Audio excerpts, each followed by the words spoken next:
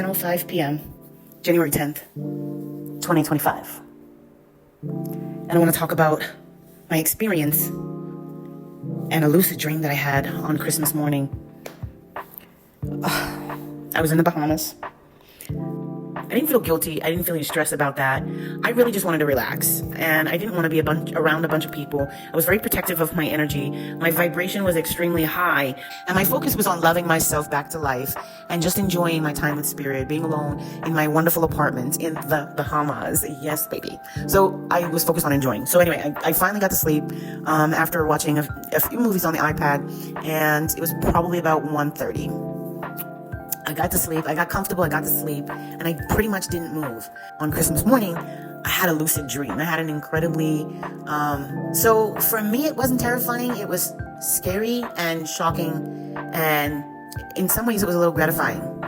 But I'm very prophetic. I have very, very prophetic dreams. I've had a lot of prophetic messages that I have kept to myself, because when I share things, when I share some of the things that I have gone through, people find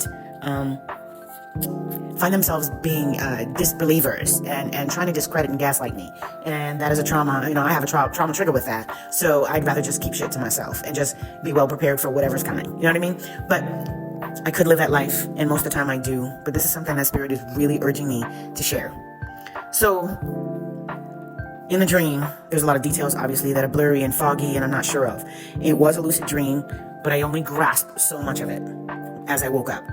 So what I did grasp is that I was meeting with a team of, these were like colleague type relationships that I was having with the people that were around me in this dream. And so there was like a scientist, there was a professional, there was, there was a panel of people, but these were like soul family, kindred spirit kind of family. So I was sharing with them what had happened to me here in St. Louis. And I told them not to worry. I told them not to worry. I told them that my people were coming, I told them that I was told that everyone will be dead. They were just questioning me and they were listening to me. And it's like we were in a living room setting. It was kind of a psyche eval type situation, but a preparedness type opportunity. Like everyone was taking notes on what I was saying. They were comparing, asking questions to compare my emotions now with a particular statement or whatever and the relevancy to it as it happened.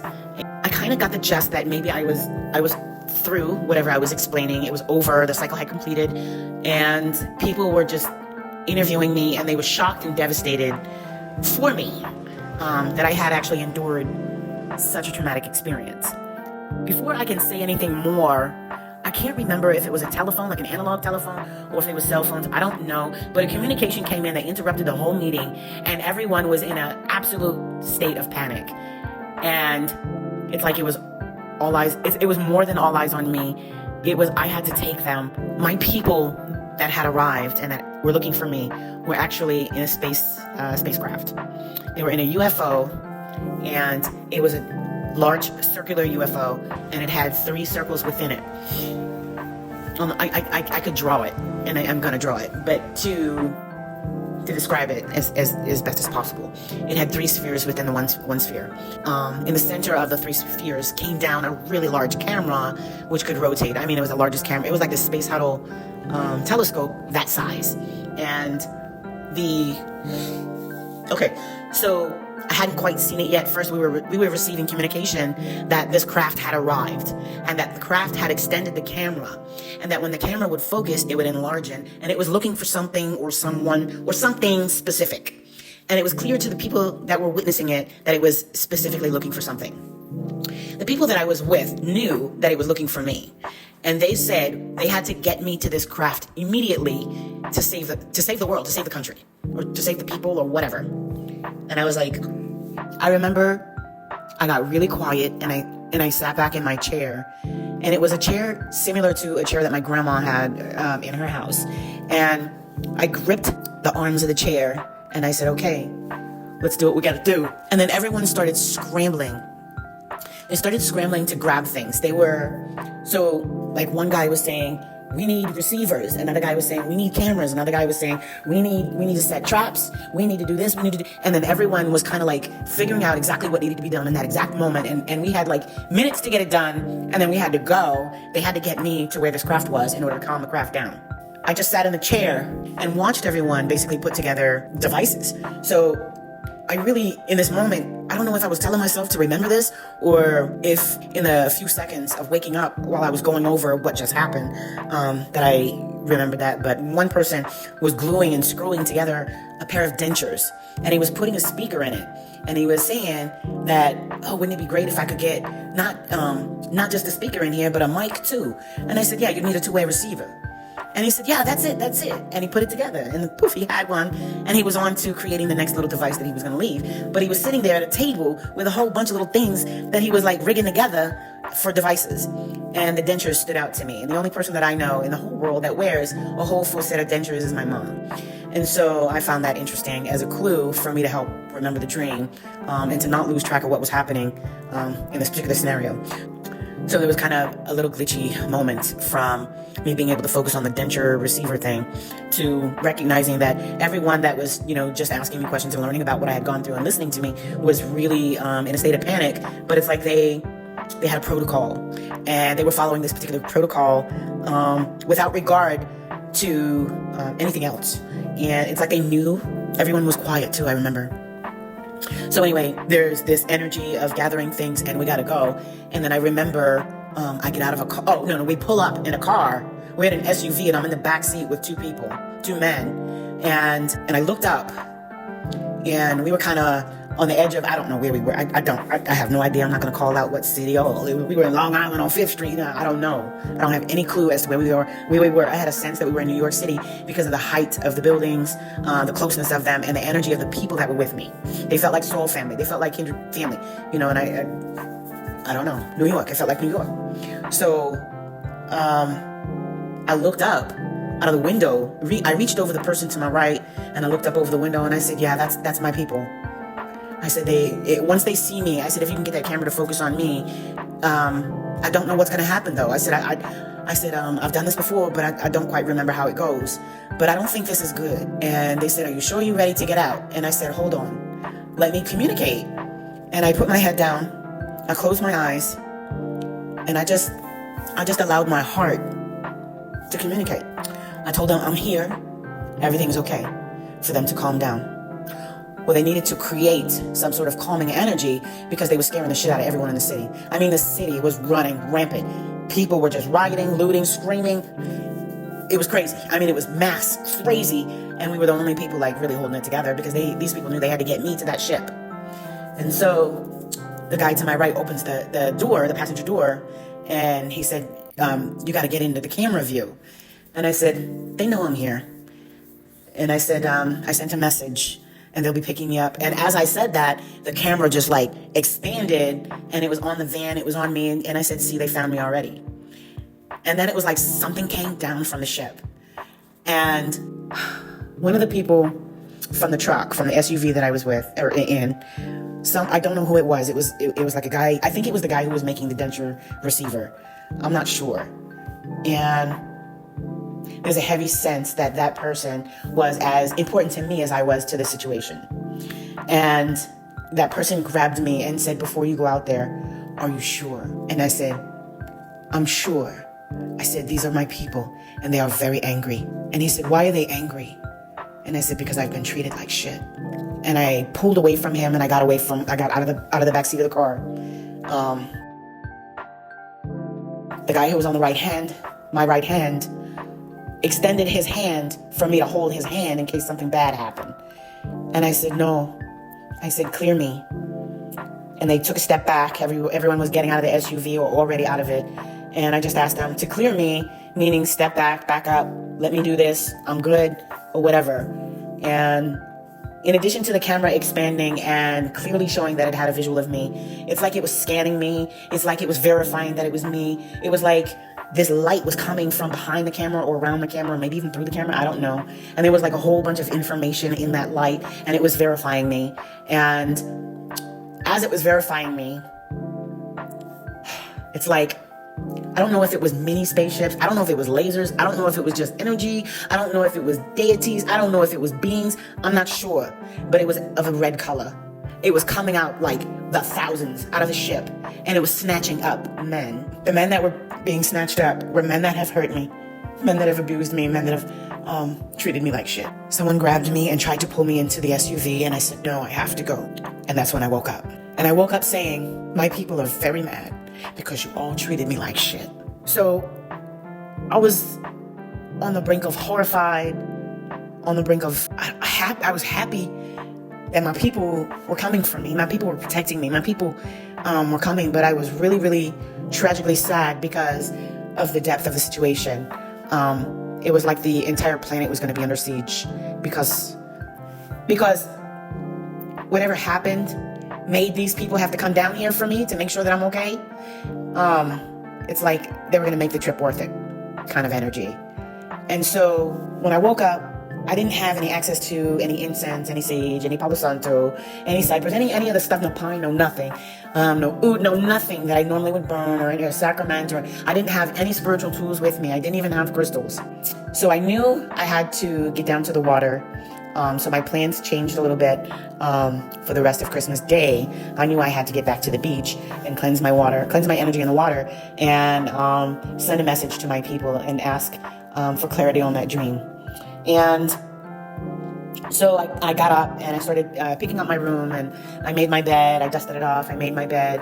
I picked out my clothes. I put my bathing suit on, and I put breakfast in. Now I had an efficiency apartment, so I had a kitchenette. So I don't use a microwave. I haven't used a microwave in it's probably been about 10 years. But I had to use a microwave in this particular apartment because that's all I was furnished with. I had a toaster, a microwave, and a coffee pot. And so I put a bowl. I had Corningware dishes. So I took a bowl, I filled it with water, and I put 3 eggs in there, and I put that in the microwave for 3 minutes. And I thought, I'll just take these 3 boiled eggs down to the beach and go, take care of myself. And that would be my breakfast. I'll pick up a carrot juice or something like that, and I'll be good for the morning. I put it on for 3 minutes, and I went back into the room, and I finished picking up and organizing. I was packing my bag, making sure I had my room key, making sure I had my pass card, making sure I had some cash, making sure I was good to go, cleaning off my shoes, and then all of a sudden I heard there was an explosion. It scared the shit out of me. But I thought, okay, my first impression of this explosion was that the people, so if you go into my kitchen, there's a door in my kitchen. If you open that door, it goes to the door of the other room. So like a conjoined rooms. So the housekeeping usually opens both. When both parties are checked out, it's easy to clean both rooms at one shot, right? Okay. So, or if you rent 2 rooms, you could possibly get a conjoined one, and you can open the door, then make the 2 rooms one. So you have to understand that I could hear everything going on in that room, and they could hear everything going on in my room, which is why when you get in bed, you don't move, because they can hear you bed crunch. So, I assumed that something really bad happened in that room. So it didn't really sound like a gunshot. It sounded like an explosion. It sounded like a bottle explosion. Like a homemade bomb just went off. I realized very quickly it wasn't a bomb because my room was intact, the kitchen door was intact, everything was intact. So I went further into the kitchen and realized that the microwave had actually exploded. I was like, wow, and the eggs weren't even done yet. So pretty cool, scary as F, whatever. So I called maintenance, I let them know, hey, something happened, blah, blah, blah, blah. They came up, they brought me a new microwave, but we also found out that there was no electricity. The electricity had exploded, or that there was such a powerful surge of energy that came through that outlet that it exploded the microwave. So the explosion that happened inside the microwave broke the microwave mechanism that for the latching system that makes the door close and hold it in place. So there's like 2 hooks. They were both busted. It was crazy. And the door was like in the layers, like you can peel an onion, you can just separate the layers of the door. And the electrician came, or the maintenance guy, and did an electrical assessment, and that was his finding, that there was a phenomenon, some sort of overwhelming surge of power came through the outlet and blew the microwave. So he cleared the line. He had to go and do the circuit breaker, off and on the circuit breaker, and they changed the microwave. And everyone was really baffled because they claimed that was a brand new microwave. So I was like, well, I am not used to using a microwave, but this is what I did. I explained how I did the programming to validate, I know what I'm doing. I only put it on for 3 minutes and I did it correctly. And everyone agreed I did it correctly. I didn't do anything wrong. So we were really confused as to how, why, or whatever. Anyway, it was that's what happened. That's how my Christmas morning started. So I went to the ocean. I didn't have any breakfast. I ended up not having any breakfast. So I just went to the restaurant and got breakfast on the beach. Whatever. I just went and did that. And so for some reason the picture's missing. So, and it's funny because I think it was like 2 or 3 pictures. So I could actually get the whole story. But I screenshotted the story that there was a strange, unknown, unidentified explosion in Missouri. I guess in the St. Louis area. So anyway, it's got to be in the news. I will find it and trying to figure out. I got to check maybe my deleted pictures and find the original screenshots that I saved. Anyway, about a month ago, Spirit showed me, while I was getting ready to go on vacation, Spirit had showed me an ancestor. It was basically an Indian or a native ancestor was basically handing me like a boomerang. And the downloads that I got with them is that everything that was sent to me is being returned back to show and give thanks to these particular ancestors, that these are the praying hands that are helping to heal what has been going on and what was done to me. And so when I say me, yes, I'm talking about me first and foremost, but this is me also as a collective. This is me as the divine feminine, the top of the food chain, or the top of the chain, the divine chain, and all the way down. So from the blueprint to the prodigy, everyone is included. The boomerang has been served. So it was like passing through a portal that, whatever was done is being returned, and whatever is done in the future will instantly be returned, and that I'm free to go forward. I'm free to move forward. And so I accepted that. I was very grateful. I spent the entire day in meditation and thanks, just absolutely giving thanks and cleansing and releasing my energy, of course, in the beautiful Bahama Sea. All right. And so I didn't think any more about the dream or the signs and things like that, because I really thought, I just keep it to myself, because when I share, people don't believe me. When I open up, people just swear. My whole life is phenomenal. I have had a very phenomenal life, my entire life. I was put to sleep as a child, but I was always woke, or in some stage of being woke. And even though I was put to sleep, I was still connected to my people. The connection was never severed. It can never be severed. I can call out to them. They can find me. And I live a very beloved life. And it's just the way it is. I've always had aliens, you might want to call them, or ancestors, whatever you want to call them. They've always been around me. And they are very real to me, regardless of what people think. They've gotten me out of situations, saved my life, revealed things to me. I am a psychic medium. I can see the dead. I'm getting better at that, because I had really rejected that gift. Not rejected the gift, but I was really afraid of that for a long time. So obviously the more confident I become in my gift, the more revelations. But I've always been extremely prophetic. I've seen a lot of things. I just don't speak of it. I don't speak on it because of all the trauma associated with being so gifted. But being pushed to share this message and the urgency felt behind being pushed is it's a little bit terrifying. Not that I'm coupling with fear, but I know I have an understanding of what's to come. I have seen, and I prophesied, and I can feel the earth move under my feet. I don't know if I cause earthquakes, but I think something in me can do that, or has in another lifetime. And there's suppressed memories or something, because I've seen the earth open up around me, but it didn't really happen.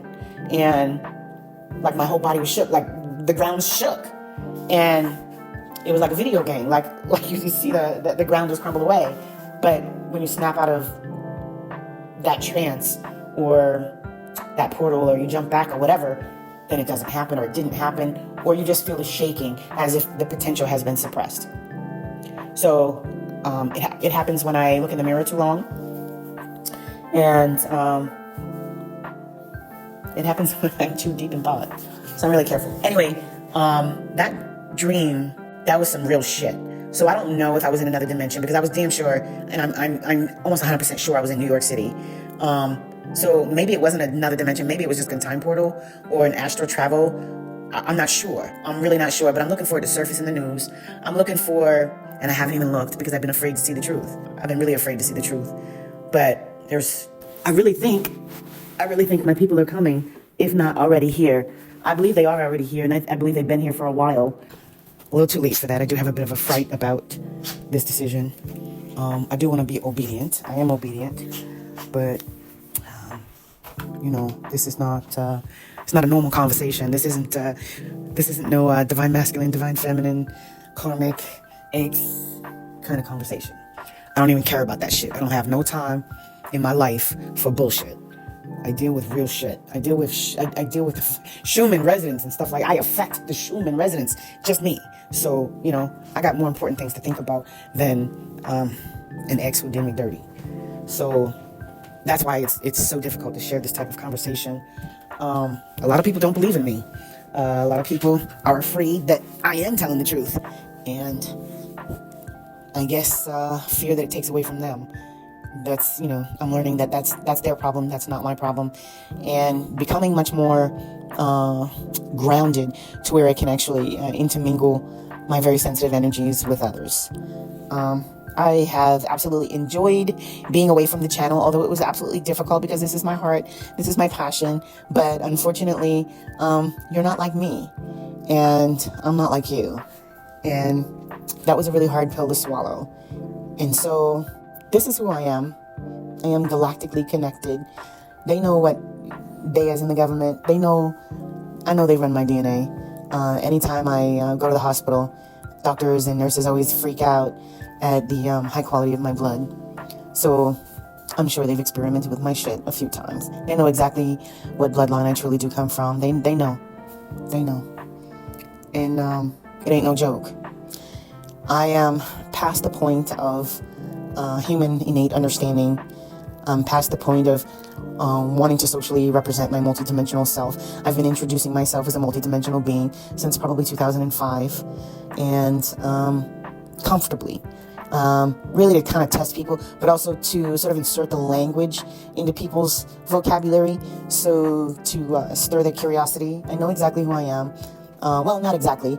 I have access to my Akashic records, so I've seen all of the lives that I've lived, and yeah, it's quite an honor to know me. It's quite an honor to meet me.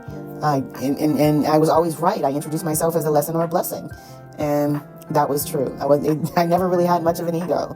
I've always had a very, very healthy ego and a very benevolent spirit. And so a lot of people are about to suffer.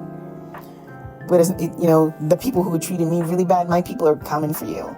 My people are listen, somebody was out here looking in my windows trying to listen in on my conversations, and I saw in fucking dream state, I saw my ancestor beating their ass. It was a female. I don't know. I hope it wasn't that crazy girl, and I hope it was just her as a ghost, doing a necromon trip or trying to astral travel to my house and listen in, or doing it as a monitoring spirit. I don't really know, because I was in a dream, and so, but it wasn't really a dream. It was, I was tapped in, and I saw her. I saw my ancestors whooping her ass, and I've got such a strong relationship with several dead people that dealing with humans, dealing with live people, dealing with real people is just meaningless. Like you can't teach me nothing.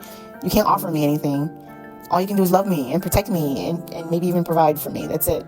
That's all that's missing. I have a really, really, really good, strong foundation with the other side. And so I was actually able to see just recently a few people, dead people from the 1700s that I didn't recognize. And I kept getting 1751, 1752. And according to my Akasha, these are ancestors and colleagues of mine. We're going to discuss that another time, another place, if you survive. The bottom line is, they're here, and they're going to show themselves, and they're coming to kick ass. And their target is men who've abused others, men who have inflicted sickness. They're coming for you. Can never express my gratitude and appreciation for you who watched the whole video.